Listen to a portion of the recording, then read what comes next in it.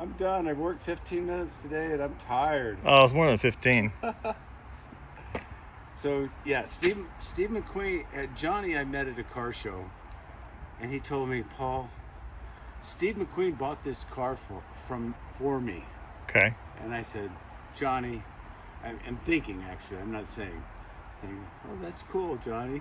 I'm thinking this guy has lost it. He's delusional or something.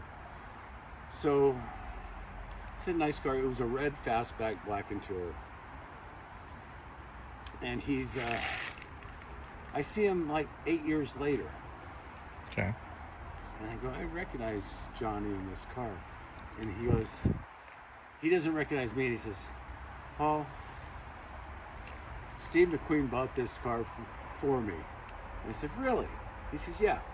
Me and Steve are having a beer around a campfire.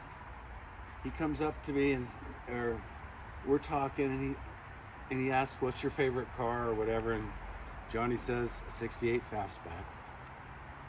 Most people's favorite car. And one day he calls me up and says, come with me. Well, he took him down to some, and I can't remember if it was El Monte or Alhambra or Arcadia. I don't know those cities out 30, 40 miles from here. Right, yeah. And he says, I want you to see this car with me. So this lady opens up the garage, and there's this red 68 fastback. And Steve says to him, you like it? And Johnny says, of course I like it. He reaches in his pocket, pulls out this big wad of bills, pays the lady, gives him the keys, and says, it's yours. Oh my gosh. That's wild.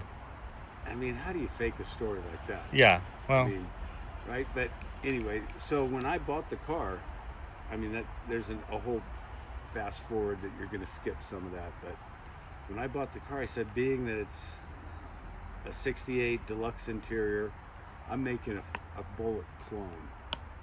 Oh, I forgot one other thing. Yeah, you have to at that point. I mean, Steve McQueen bought the car. Right?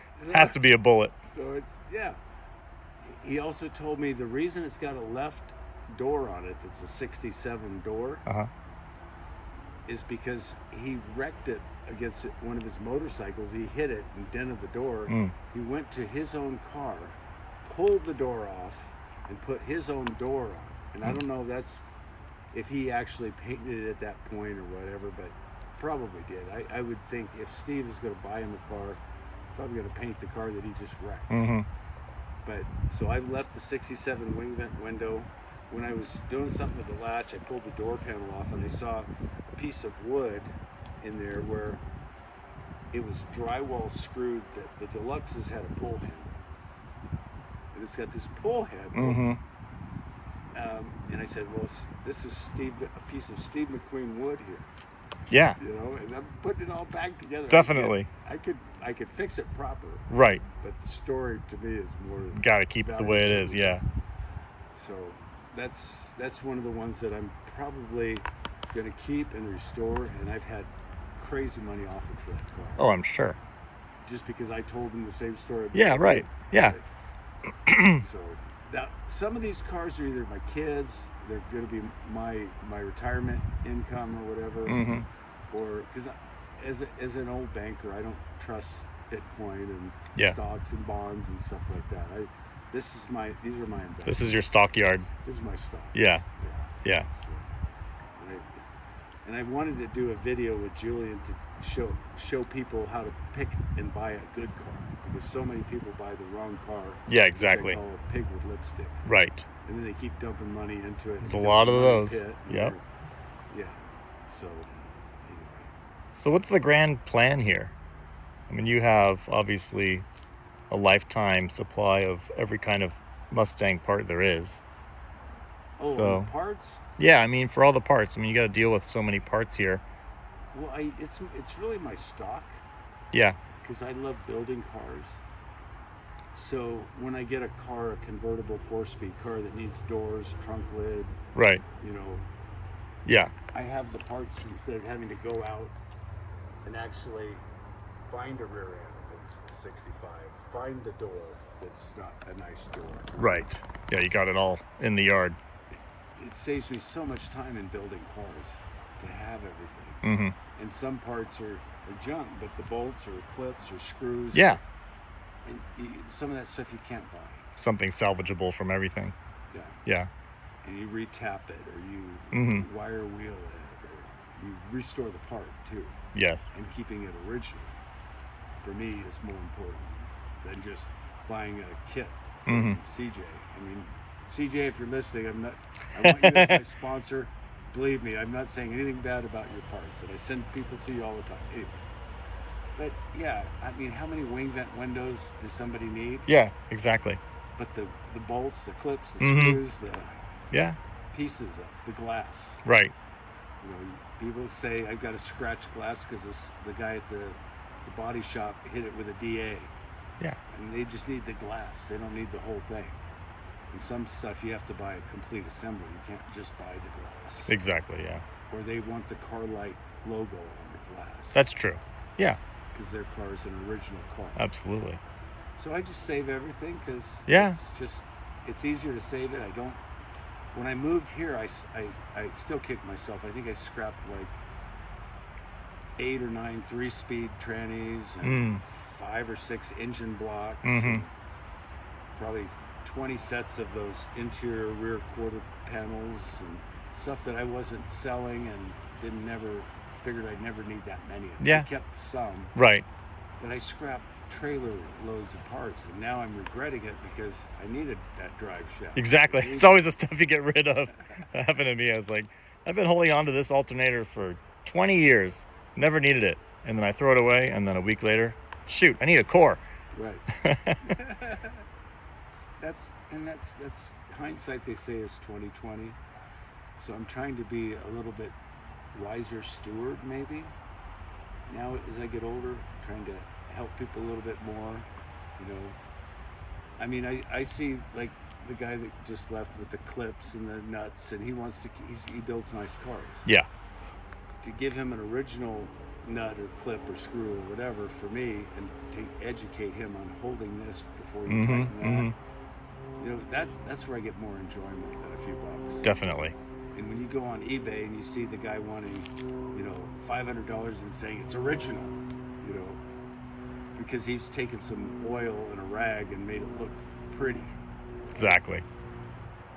So it's about creating relationships and helping people, you know, goodwill, if you will, passing that along. So, and love building cars, love fixing cars. Well, like you said, it's a brotherhood. Yes. You know, and it is. I mean, we all got to stick together and help not just Mustangs, but all the old cars. It takes a village to find them, repair them, drive them, keep them going, figure things out, upgrade them if you want. Light the fire into the young people. Get them off of this thing. Yeah. Right. These phones are just making people dumb as rocks. They're just on the phone all day. Facebook, Messenger, Instagram. No.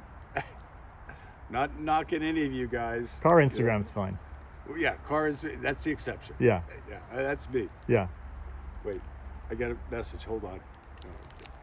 You know, there's a lot of enjoyment and fun in driving, and the person saying nice car. I've had people pull up next to me in McLarens and Ferraris and, you know, super expensive exotic cars when I'm driving the old orange Mustang or the burgundy fastback. Give me the thumbs up. Exactly. It's that pride of ownership that you get from nice job, pat on the back. Right. It's the dad that says, good job, son, kind of feeling, you know. And we just, you know, if we don't do that for our young kids, they're just going to be content to be on their phone for the rest of their life and get nothing done and drive that same mundane little plastic tin car. Exactly. Now we're seeing a resurgence in young folks. Are we? Getting it. Yeah. You seeing it? Yeah. It kind of skipped a generation, but now you got a friend. I see him. Hey, Lizzie. Get those gnats, man. They're over there. They're coming over here. because all the young folks now, they see everything as electronic, and electronic has no soul. It's just a piece of electronics, whether it's a car or anything that they've got in their hand. But they see an old car and it's like, oh, I can go fix that thing, drive it, feel it, hear it, smell it. The sense of accomplishment of them fixing. It's their hands-on, their experience. Right. That they can tell their kids and their kids. It's something to pass on. It's good and positive. Right. And the old cars are obviously, they're different, and you don't see them on the road, as much as we'd all like to see them on the road. But when you do, like you said, it's a big deal. Hey, that guy's got an old car. He must know how to work on them, and he's got it going, and he's out driving it, and he's not worried about anything except just enjoying that drive that he's got going on. All you great Instagram viewers that are watching right now, please send me a lottery ticket, just one, the $1 or whatever scratcher, because what I'm going to do if I hit the lottery, because I won't buy them, I'm too cheap, I'm part Scottish, but if I win it, I'm going to buy a big property. I'm going to buy a city in Arizona in the middle of nowhere, and I'll have free room and board for everybody with their old classic car to come up and just come on in and stay and work on cars with me, because California is getting crazy, and I don't know how much longer I can be here. Yeah, exactly. So I grew up in Arizona, and I don't want to go back to Yuma, but I'll tell you, I'm thinking below Williams, where it's nice, where I can buy 40 or 50 acres and put up a movie set, a 50-car garage. There you go. And just build cars until I fall off my chair. Yeah. I love building cars, and you guys should too, because there's no better satisfaction in saying I did that, and that other people go, cool car, dude. Yeah. So I agree. And I'm thankful for Rob here doing this for me. He's a neat guy I haven't seen in 30 years, and he was a young man when I saw him, and I didn't know he had a K fastback. You guys stay away from that one. That's mine if he ever sells it. I'm next in line. Well, it's a family heirloom at this point, so you got kids, right? You can adopt me. You are adopted. You're adopted into the. I do have kids, so they're already clamoring for it. Yeah, they're drawing straws. Already fighting over it. Yep. Yeah. So you guys got to learn how to fix it and drive it. That's right. So whoever can learn how to fix it and drive it, that's who's going to get it. Yeah. How many? 2 kids. Boy, girl? Boy and a girl. Girl's about starting to drive now. Okay. But she wants a newer Mustang. Oh, smart. Yeah, like a 2010. 2010? Yeah. Okay. Fully depreciated. That helps out Pops here. That's true. I see those for $4,500. Yeah, it'd be nice to find one somewhere in the high single digit, Be nice if it had a V8. I've had people offer them to me in the $1,500, $2,000, $2,500 project, but right. I don't know anything about those. Yeah. I'm 73 and older. It's already burned and branded up in here, my last brain cell. Yep. So, it's I'd like my favorite new one is probably yours and everybody else's is the GTD. Oh yeah, of course. But I just can't seem to get a loan for $350,000. Exactly. Not that the dealer would sell me one, because you got to apply and get qualified. Exactly. They want 150 over sticker right here. So I'm fine with the K codes and the GTs. Yeah. I'm as I get older, I'm beginning to love the 6-cylinders. Oh yeah. They're so simple. It's so easy to work on. And I can't tell you how many times people have came to me and said, I'm converting it to a V8. Just get a V8 car, leave that 6 in there. That's true. Yeah. They're so reliable. There's good gas mileage, simple to work on. Yep. Great to learn on. Great to learn on. Yeah. And you can't really get in too much trouble. I mean, I think the top speed is 90. Exactly. You know? Yeah. pushing it, but Yeah. great car, great commuter transportation. So save the sixes. Save the sixes and save the manuals. Yeah. No, that blue one over there has got a rebuilt six, all new everything, and a 3-speed manual. Oh, cool. And I'm thinking putting air conditioning in it and leave it alone. Just 6-cylinder stick shift and AC. Yeah. Because it's a nice, dry, straight, rust-free California car. So we'll see. We'll see how many more I can build before God takes me home. Well, got a lot to do before then. Tell me the story. Okay, then let's go back up to it.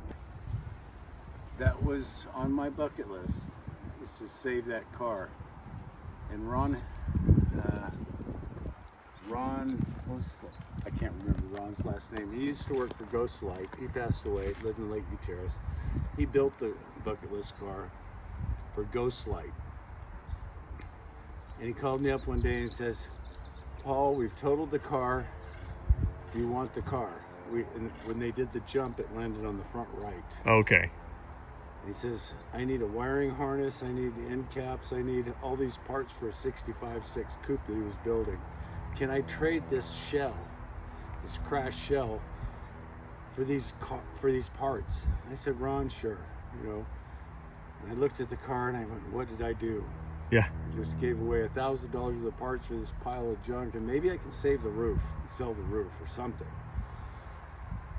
Well, I started looking at it, and at the time I had a 66 coupe that was smashed in the rear real hard, but from the door, from the C-pillar, the B-pillar, C-pillar, forward was perfect. So I'm looking at that car and I'm looking at this crashed car and I go, maybe if I cut this one here and that one there and I put them together, I can make a car again. And so I contacted some buddies and we just went at it and we basically rebuilt that car. Oh, that's cool. But that is the stunt car from the movie The Bucket List. Okay. Oh, that's awesome. Yeah. And there you go. And it's running and driving now. Oh, cool. So, but it was a 7-year project. Wow. So a little rust doesn't scare me. Yeah, exactly. That's cool. Yeah. Thanks for sharing the story. And if I weren't tired, I'd give you a better story. But oh no, that's good. Now it's on my bucket list to drive that as a daily driver. There you go. Yeah. Be an awesome daily. Yeah. And I'm thinking of, now that you can get black personalized plates, B-list or bucket. Oh, or definitely. like that. All these configurations. You can find one. Yeah. Yeah. Stunt. There you go. Yeah. But that's probably taken. Yeah. It all depends. Stunt cars. Yeah. Stunt CR. Mm-hmm. Yeah. So. Nice. Yeah, so if you see that, give me 2 thumbs up. Yeah, exactly. Yeah, cool. That's close. Yeah. I've got a few little things to do, and that one's a driver. But I do headliner. I went through it. I've got subframe connectors to put on it still because it's still 2 halves. Yeah. Oh, okay. Right? Yeah. So that'll be a great car when it's nice on the road, and I'm leaving it just like that. Yeah. Oh yeah. Just leave it cosmetically. I'm primering it red wherever I've changed or whatever I've done. So that's wherever perfect. the primer, but the ugly red paint job, that's from the movie. Mm-hmm. That's staying. The clear coat's peeling. I don't care. Yeah, it's no, fading, it's fine. I don't care. It's fine. I want a great running, driving car. Exactly. Yeah. They can go 250 miles an hour. There you go. Yeah. Just That's need the for right you, gearing Mike. and the right tires. Right. Yeah. Well, my wife passed, in August. Oh, I didn't know that. 38 years. Oh, I'm yeah. sorry. Wow. And I lost my oldest son 11 years ago. Really? And then my mom, and then my dad. So. Oh my goodness. As I get older, I'm getting closer. So. Wow. You know, That's a rough run. Yeah, I'm not dwelling on it. Yeah. But still. Yeah. We don't know how much time we have left. No. None of us do. If you're thinking about your dream car, now's the time. Yeah. Because if the market turns around, you know who's going to be back. The Australians, the Belgians, the Germans, the right. Japanese, from Norway. Oh, yeah. They all want Mustangs too, guys. Yeah, they do. So now's the time. Agreed. Is that a wrap? That's a wrap. Can I smoke? Thanks, Paul. Go for it. I don't want to have any kids blame me for starting their bad Yeah, habit, exactly. right? Awesome. Thanks, Paul. My pleasure. Thank you, Rob. Yeah. God bless you, brother. You too.